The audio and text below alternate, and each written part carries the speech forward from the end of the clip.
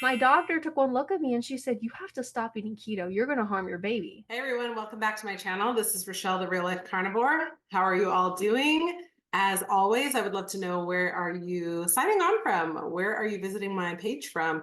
You want to drop a comment below and let me know where you're tuning in from. I would love to hear from you. So friends, without further ado, I would like to introduce you to Ellie from Nourishment Redacted. She is a carnivore and a mom of two. She has struggled with obesity, binge eating, mental health disorders, and has recovered a lot from keto and carnivore. And I'm really excited for her to share her story. We're going to be talking about breastfeeding. We're going to be talking about pregnancy. We're going to be talking about carnivore motherhood. So I'm really excited to introduce to you Miss Ellie. Welcome to the show, Ellie. It's so great having you here. How are you? Hi, Rochelle. I am so happy to be here. I love talking to you. I feel like we got really close when we chatted the first time, and I'm so excited to talk all things carnivore, motherhood, all that stuff.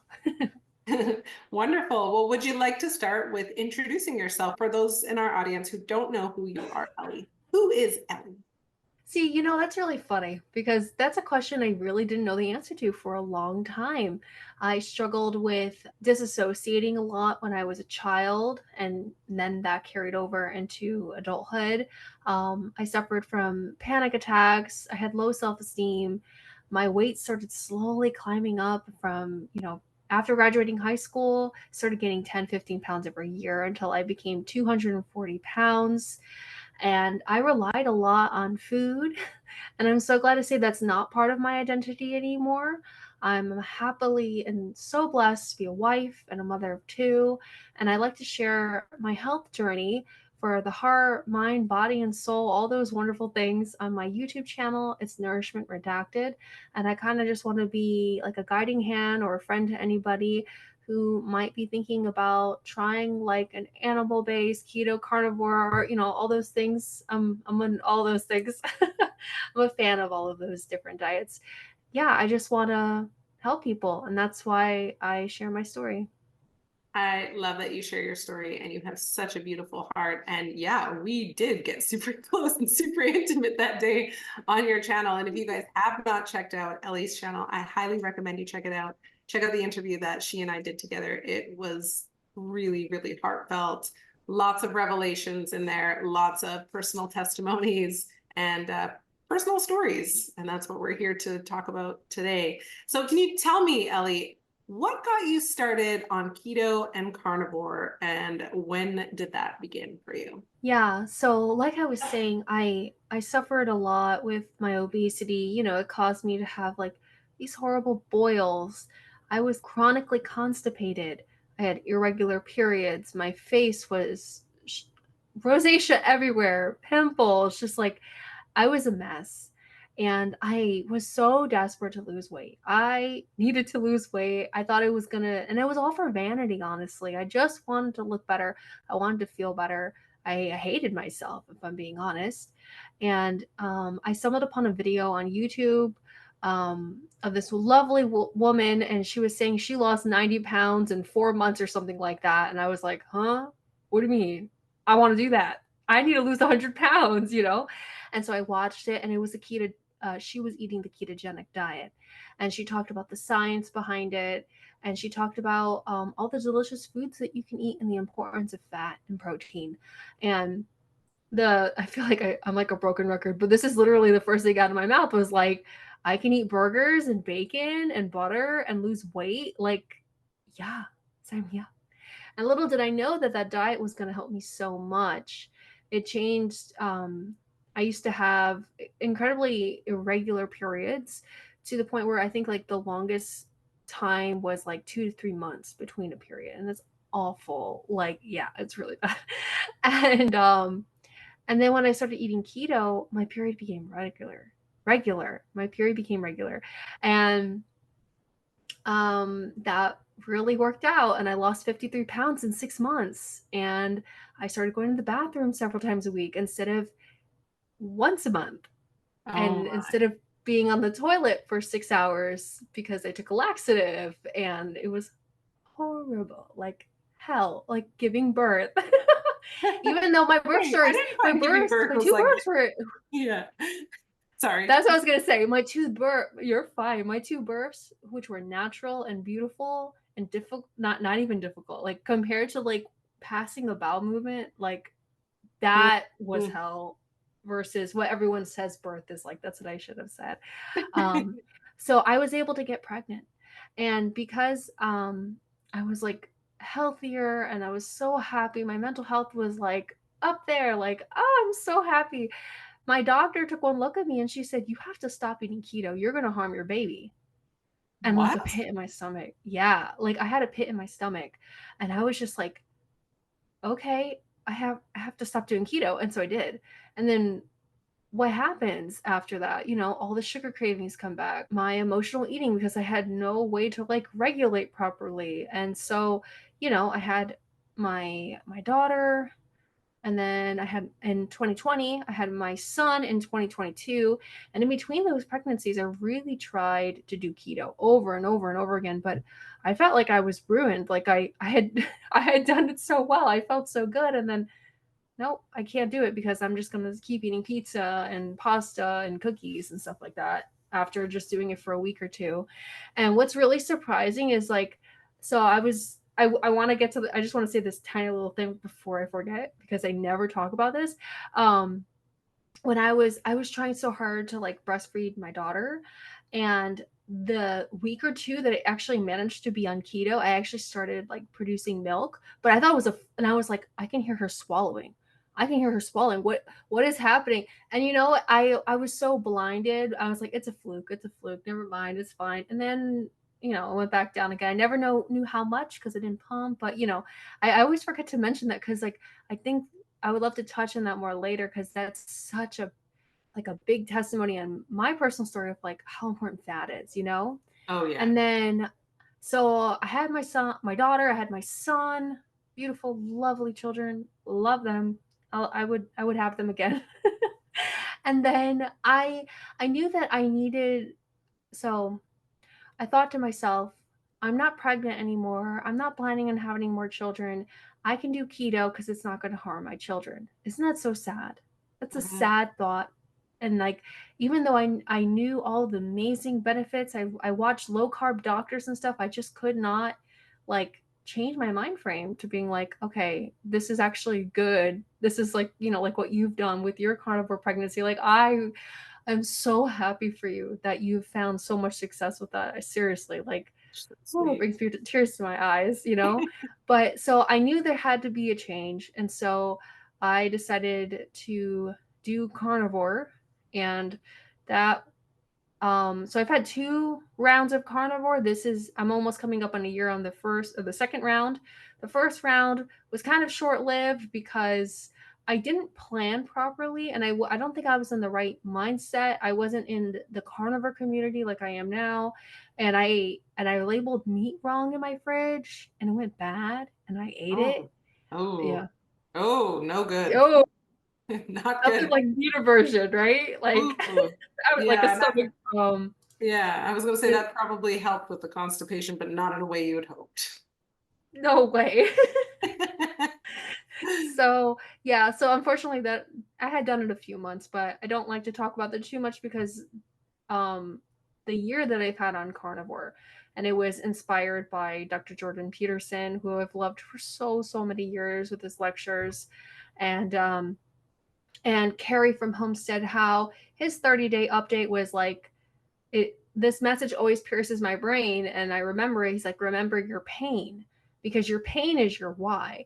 If you continue, when you become healthy, you forget your pain. And I was like, oh my gosh, that is true. You forget everything. You forget Mhm. the dandruff, the boils, the rosacea, the constipation, the Infertility. emotional eating, infertility, like all of those things. You forget it. And it's like, so I've been doing carnivore. My carniversary is going to be May 2nd. That's like in about a month. And Ooh. so since then I started carnivore at 202 pounds. I'm down to 168. I feel so strong. And yeah, I just mental brain fog gone. I'm more regular. Just like everything is just I feel like I found myself. No, it's kind of like I'm trying to answer your question. I just realized. I have a little I'm getting over a little common cold, so if you hear hoarseness in my cough or my voice, that's why. I apologize about that. But yeah. Um I found out who Ellie is, and it's really exciting. Like I feel like Ellie is somebody who wants to help others and used to be a doormat, but now is like confident and I can't compliment myself, so that's about it. That's all you get. Well, I can compliment you. I think you are glowing and radiant and vibrant and full of energy and zest. And it's so nice to see how far you've come. I didn't know you when you first started, but just by the sounds of it, it sounds like you were in a really dark place. And this was just an answer, maybe, to many prayers for you, just like it was an answer to prayers for me. And I didn't even realize that I was praying for it. I just wanted a solution for my infertility. I didn't care about the rest of it, but that was like my goal. As long as I can overcome this thing naturally, that's all I wanted. And for me, it ended up resolving, like we talked about in our interview, binge eating disorder, restrictive binge eating, uh, overeating, like volume eating disorder. And you mentioned some eating disorders for yourself as well. So can you talk a little bit more about that and how the carnivore diet and keto really helped you overcome those? Yeah, I do have to preface this by saying I wasn't properly diagnosed.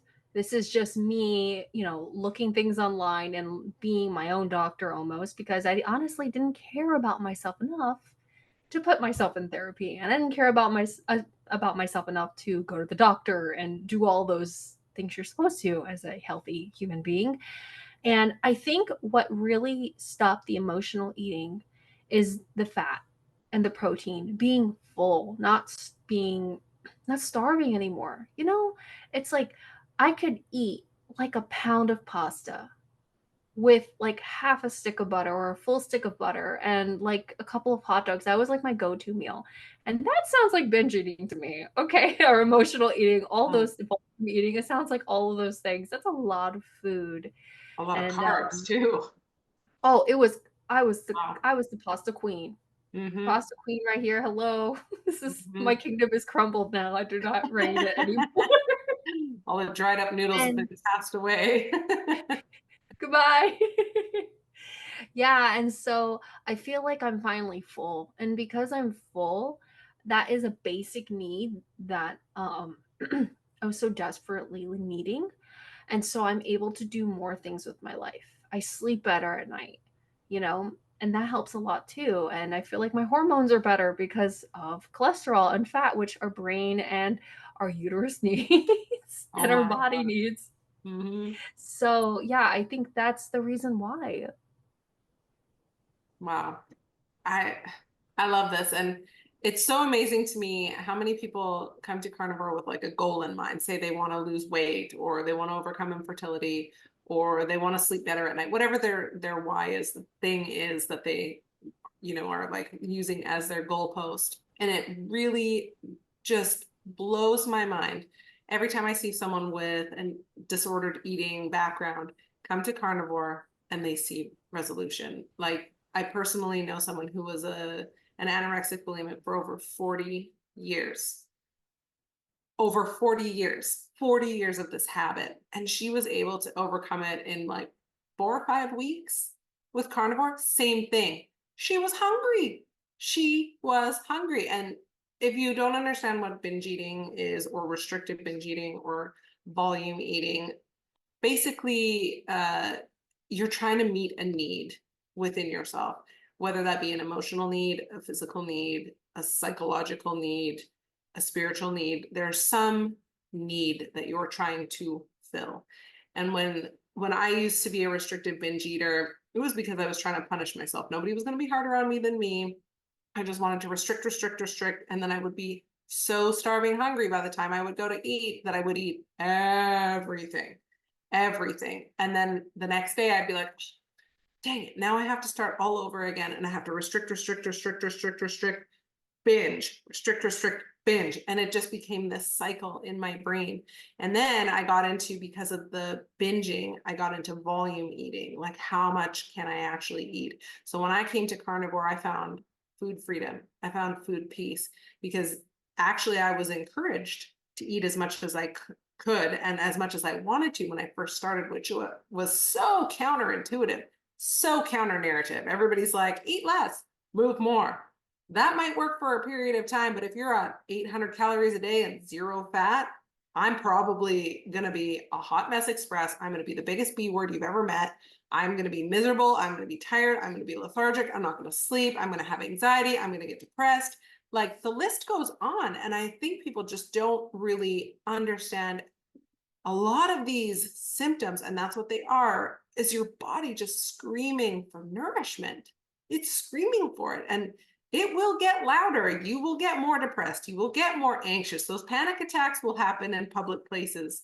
You're not going to be able to self-contain anymore if you're not taking care of your body and you're not nourishing it. So thank you for being so vulnerable and sharing that with me. Can you tell me a little bit, Ellie, for your pregnancies? You mentioned the doctor said that you're not allowed to eat keto anymore because you were going to harm your baby. What did you do?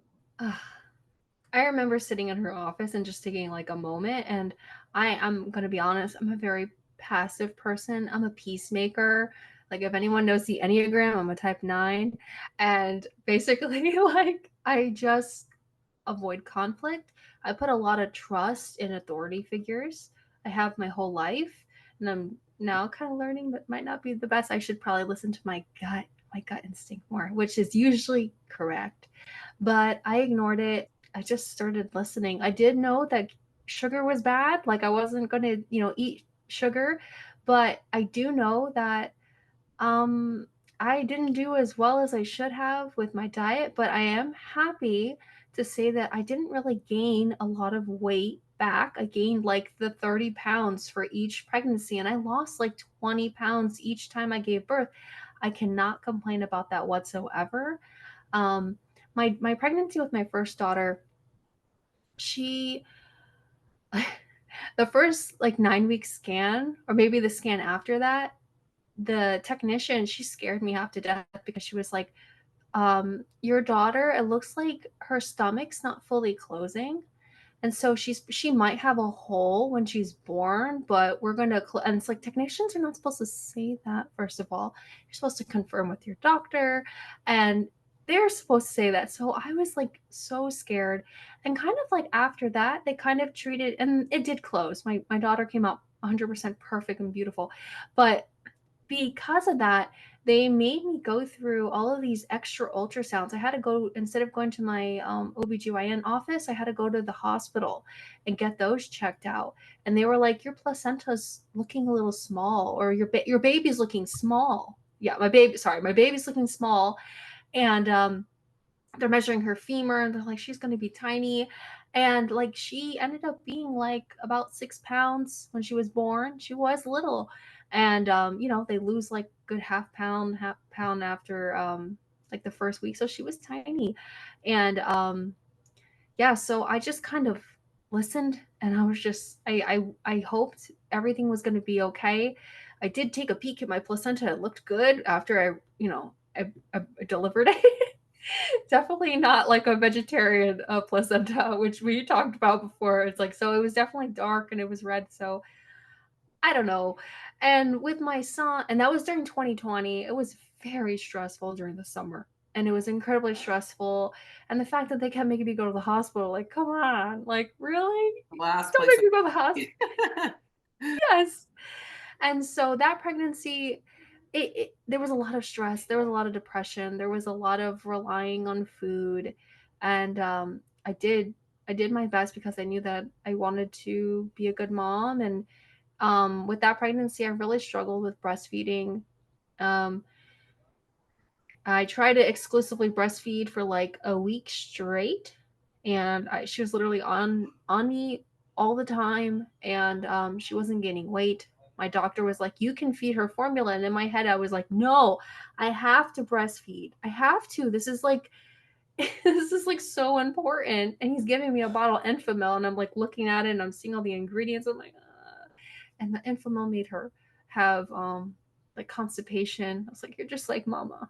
You're pooping out little green. Oh, it's horrible." And she was straining. And then we did end up getting her milk from the Kendamil brand, which is actually now in Target now. But it wasn't in the States, and I was able to get it from the UK, and it had clear ingredients, no seed oil expected. So I felt really good about the formula that I chose. But I ate so much oatmeal. I ate so much oatmeal, and it did nothing for me. Like it was so. I kind of Growth just was like my production? Is that why you ate it? Why yeah, did it you? was recommended. Oh, oh my gosh. Okay. Continue. Eat all the carbs. Eat all the carbs. That's what they told me. And like it was so funny when I was doing carnivore and I was getting rid of all the old food and I have a video actually. It's like I'm tired of I don't even remember what it's called, but I'm crying in it. I cry in almost all my videos because it's like Oh, it's so painful and I was just holding up every single food to remember this food hurt you. This food hurt you for this. This food hurt you for this, and the oatmeal hurt me the most because it was this promise of being able to nourish my baby and I couldn't do it.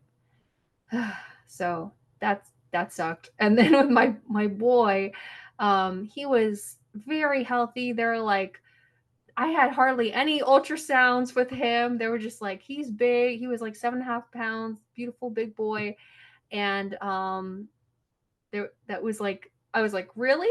I went through all that trouble with my first pregnancy because she came out fine. It was like, oh, you're good, and they just kind of like kept passing me through all the exams, and I tried to breastfeed him too, and it was just so painful, just like my first. Like I was bleeding and all that. I don't think I mentioned that, and so I was like, okay, I'm gonna exclusively pump, like because I gotta do because I can't be in so much pain, and it's so embarrassing. Like I think I got 3 8-ounce bottles of breast milk in a 24-hour period. if that's at the beginning, that's pretty good considering like, No, the whole pregnancy, the oh, whole really? like postpartum and everything. Oh my. I wonder. Well, and it makes me wonder because breastfeeding when I first began with my son was painful. And I had to work Yeah. with two different lactation consultants and YouTube University to figure out what technique would work best for me. And I went to a breastfeeding group and I like had the lady like right to my breast, like trying to help me figure this out. I was like, what am I doing Mm, wrong? And part of it is because the baby is learning to nurse. We're learning how to breastfeed. And like sometimes their mouth is just tiny. They just yeah. can't fit the nipple in their mouth. And it's like so painful. And then all of a sudden at 2, 3 months, your nipples toughen up and you're like, okay, I'm good. Oh my gosh, I wish. The thing is that like I really did try with my daughter and I think I got a little traumatized from it because like I remember there was a 24-hour period where she was just on me like the whole time. And I think that's cluster feeding, that's kind of normal, but like when I would pump for my son, it would be like a 25 30 minute pumping session and I only get like an ounce from Wow. one and like half an ounce from the other breast. I think that's a better representation of how low my milk was. Wow.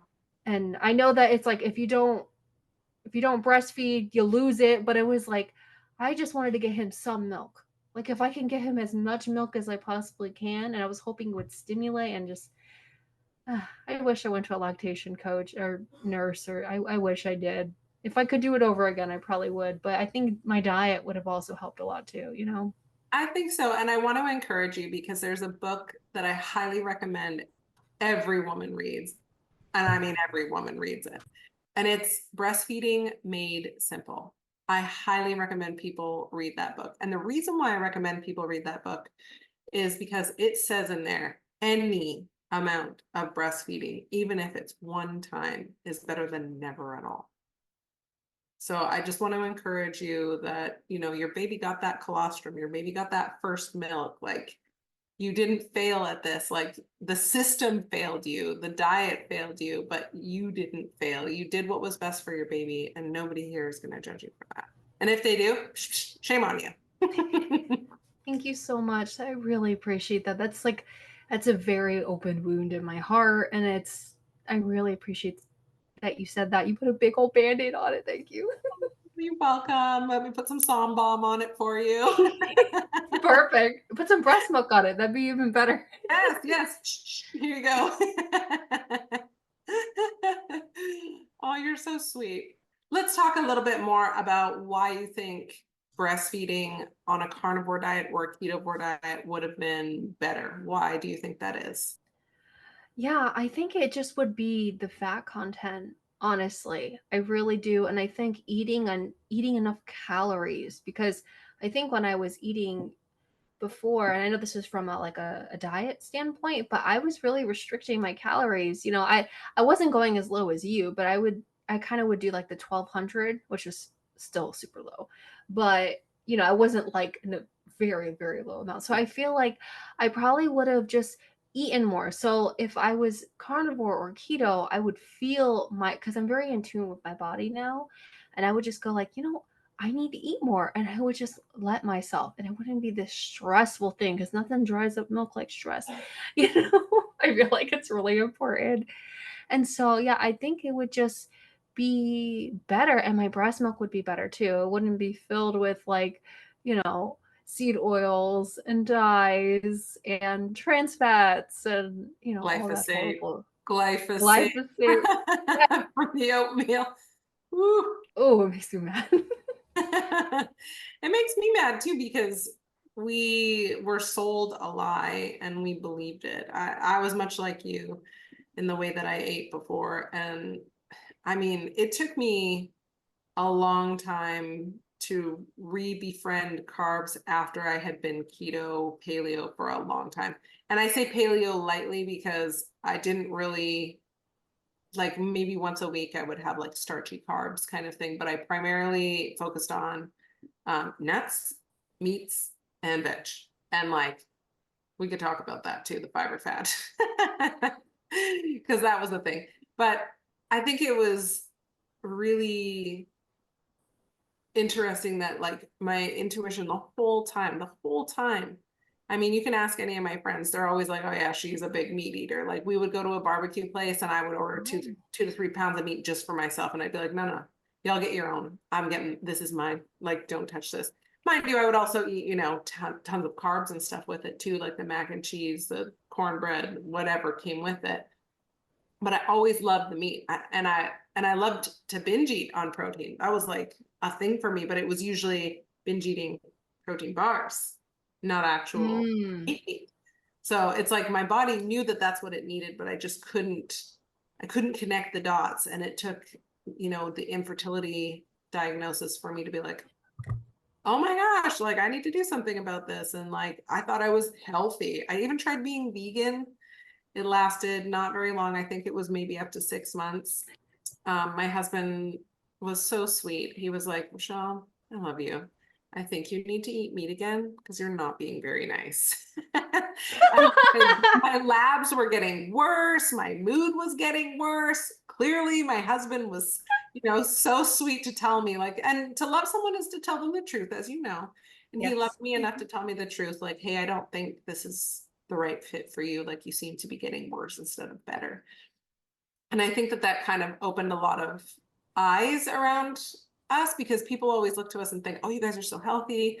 You guys look great, whatever. Like you're super athletic. Nah, nah, nah. And it's like, yeah, you can package it well, but like, how is your digestion? How is your sleep at night? Are you fertile? Those are my markers of health now, not how do my abs look and how does my butt look in a bathing suit? You know what I mean? Like those aren't markers of health Yeah. anymore to me. How do you talk to your family about carnivore or animal-based lifestyles? And is your husband carnivore or animal-based? I think the easier question is to say whether my husband eats this way or not.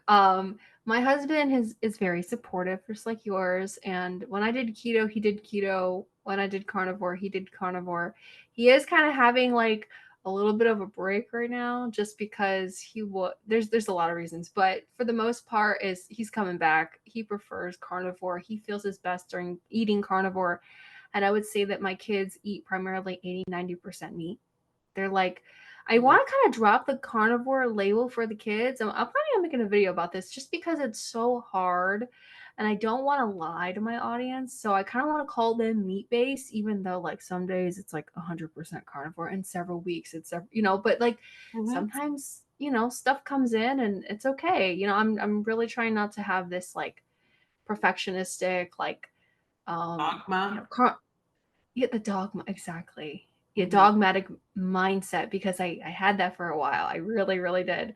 And so, yeah, we're like meat-based carnivore family, and it's really nice. Like my son started carnivore at 6 months old. My daughter started at 3, and she used to eat no meat at all. And now Wow. she's eating more and more meat, and most of her meals are meat. And I'm very happy for her. And any parents out there that are struggling to feed their kids more meat, like it's difficult and you're probably going to battle. It's a battle every single day, but you know that you're doing the right thing for your children.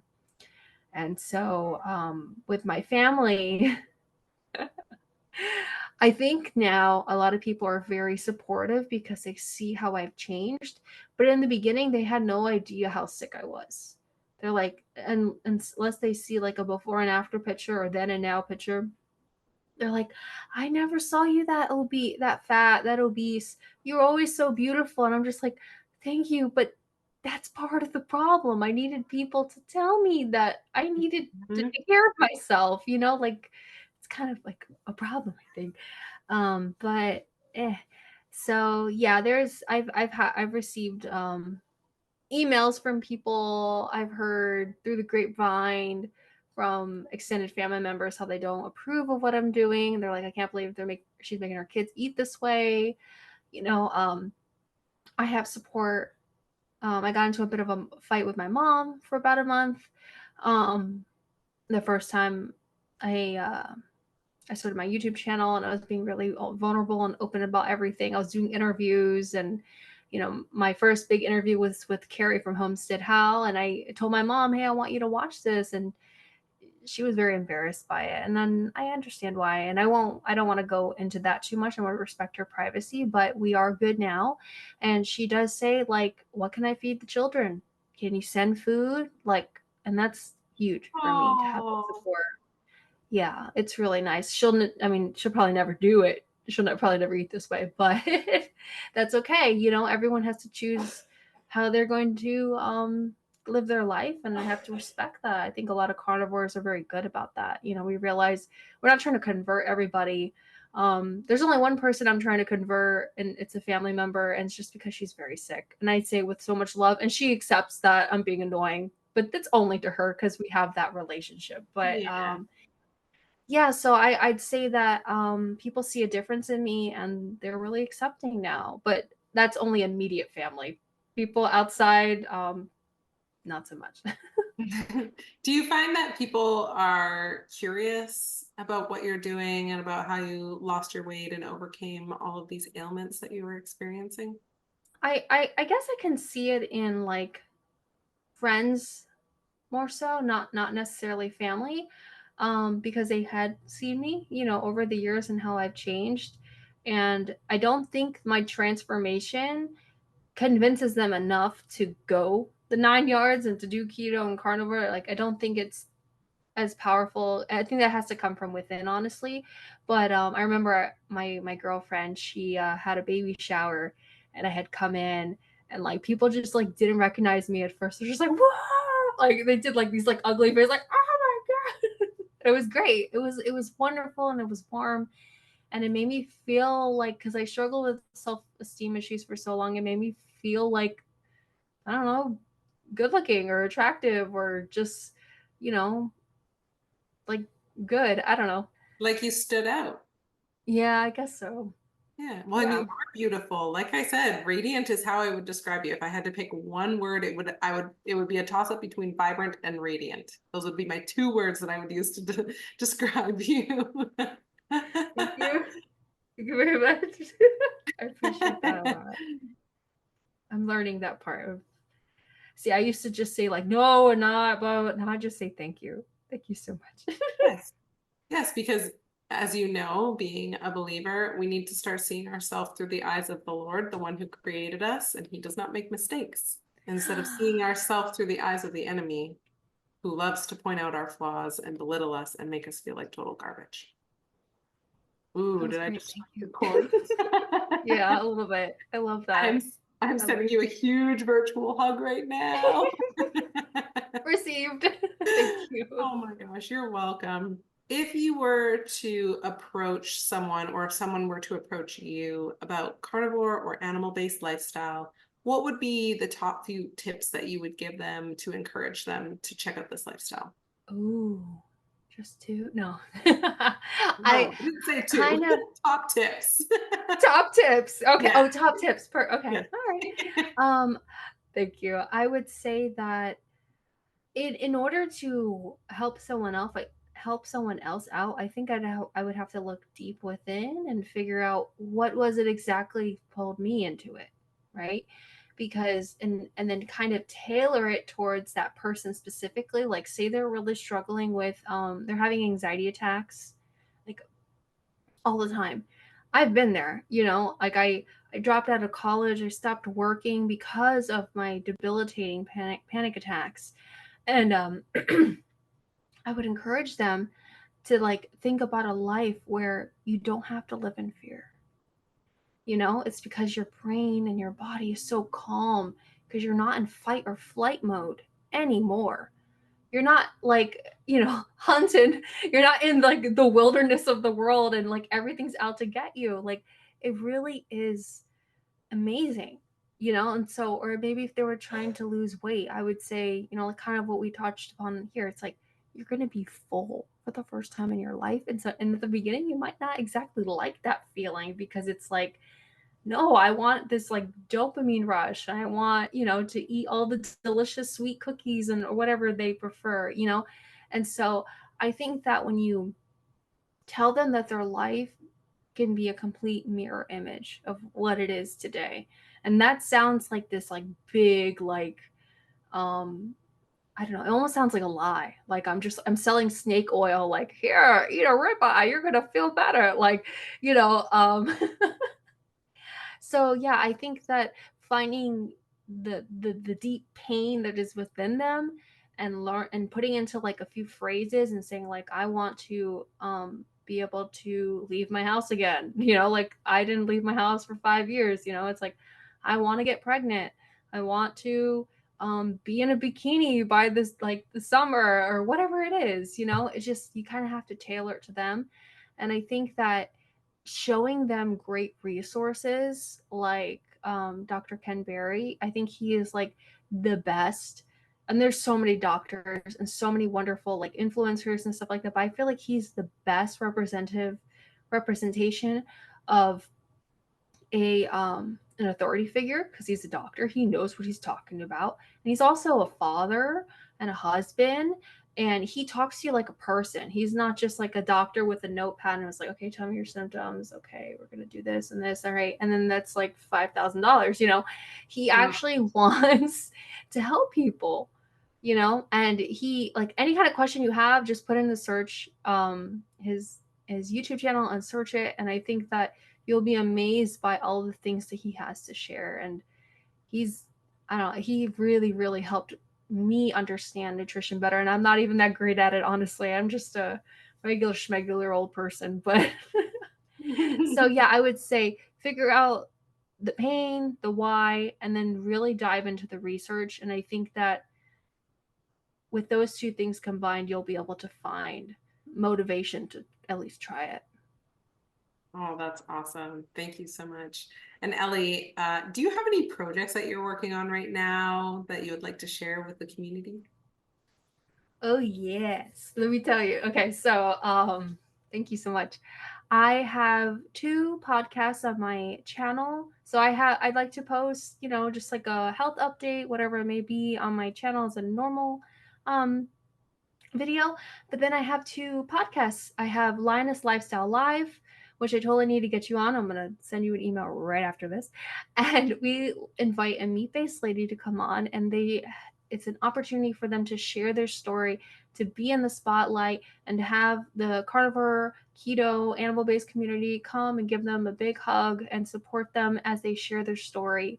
Because these testimonies, that's another thing too. Listen to testimonies. Like the word of the people that have had their lives change, it's incredible. And we wanted to have a place where women can come on, because when we were first starting carnivore, I started the show with Christy from Meeting Wellness, and we have our new lioness Adrian, biggest loser carnivore. She's our third hostess along with me. And we saw a lot of guys eating ribeyes and talking about this, and we're like, we just want to have a place where we can talk about periods and pregnancy and postpartum and being menopausal and all that stuff, where we don't have to be like, oh, hiding it. So that's Lioness Lifestyle Live. It's a lot of fun. And then I have Mother Knows Best, which we first became acquainted on. And I like to invite mothers who are currently raising their children with any of the proper human diet spectrum, or even low carb and just meat based in general. And I like to share those stories because being a mother who was trying to figure out how to feed her kids correctly or the best she can for their health, it felt like there wasn't any resources out there really. There were some YouTube channels, but it was difficult. And I think it's kind of like frowned upon, like, not to openly share about it. So I just want to give a space for women or mothers or, doctors or whoever, to come talk about this subject. And I think it's great to have that one-on-one connection. It's like mom time and girls hanging out, ladies hanging out. And so yeah, those are my passion projects that I have on my channel, and they're always having new update episodes coming out. Lioness Lifestyle is live every Tuesday at 8 p.m. Eastern, and Mother Knows Best comes out as soon as I can get a mama to come on. Awesome. And how can people connect with you? Where can they find you on social media? Okay, yeah, my YouTube channel is Nourishment Redacted. It's written right there, and I'm also on Instagram at the same handle. And feel free to message me and let's chat and hang out. I love reading my comments on YouTube. I love responding and having that correspondence. Those are the best ways to get in touch with me. Wonderful. Well, Ellie, I just want to thank you with my whole heart for sharing your heart with myself and with this community today. I think people are going to get a lot out of this episode. So thank you so much for being so vulnerable and for being my special guest. Oh, thank you so much for having me. I love chatting with you, and this was a wonderful experience. Thank you. Yay, you're welcome. I will be sure to drop all of Ellie's links below in the comments for you guys so you can easily connect with her, send her a hello, give her a follow, like and subscribe to her channel. And thanks so much, you guys, for being here on this journey with us and for letting us share about carnivore and motherhood with you. It doesn't matter to us if you choose to be carnivore or ketovore or animal-based or any other way of eating. We want to share this information with you so that you have it. And we hope that it encourages you and inspires you and brings you peace. If you haven't done so already, I would love it if you would like and subscribe to my channel. You can click the little bell to be notified every time I upload a video. Drop me a comment below.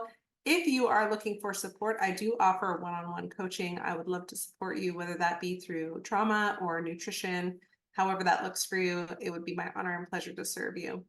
This is Rochelle, the Real Life Carnivore, signing out. Bye for now.